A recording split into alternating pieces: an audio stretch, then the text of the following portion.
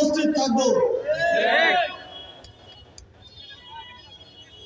আমরা অত্যন্ত সংখ্যার সাথে দেখছি 17 বছর বাংলাদেশের মানুষের উপরে অত্যাচার চালানো আওয়ামী লীগকে নির্বাচনে ফিরিয়ে আনার জন্য বিএনপির সর্বোচ্চ নেতারা বিভিন্ন জায়গায় সাক্ষাৎকার দিচ্ছেন।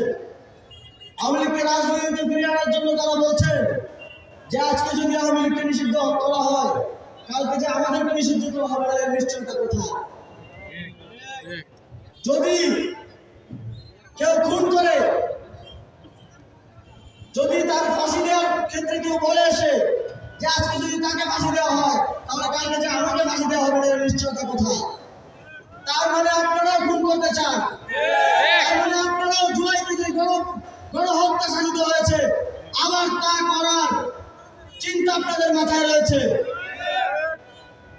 সন্ত্রাসীকে যদি শাস্তি দেওয়া না যায়, আপনারা যদি সন্ত্রাসীর পক্ষে দাঁড়ান, তাহলে আমরা মনে করব 17 বছরের যেই নিপীড়িত হওয়ার গল্প আপনারা শোনান সেটা ভুয়া।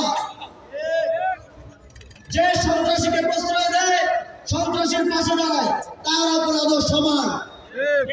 বাংলাদেশের জনগণ এবারের নির্বাচনে ফ্যাসিবাদীদের বিরুদ্ধে তাদের ভোটাধিকার প্রয়োগ করবে এবং ফ্যাসিবাদীদেরকে যারা সহায়তা করছে, যারা শেখ হাসিনা পালিয়ে যাওয়ায় কষ্ট পায়, যারা শেখ হাসিনাকে আবার ফিরিয়ে আনতে চায়, তাদের বিরুদ্ধে ভোটাধিকার প্রয়োগ করবে।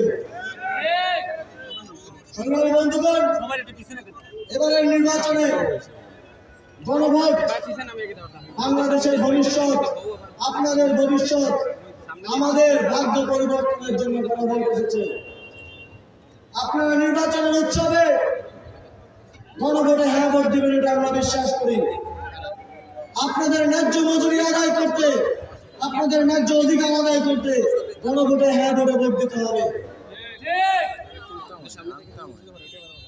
যদি ঘুষ ছাড়া, মামা দাদা ছাড়া চাকরি পেতে চান, আপনাদের সন্তানদের ভবিষ্যৎ, সুন্দর ভবিষ্যৎ দেখতে চান, তাহলে গণভোটে হ্যাঁ ভোট দিতে হবে।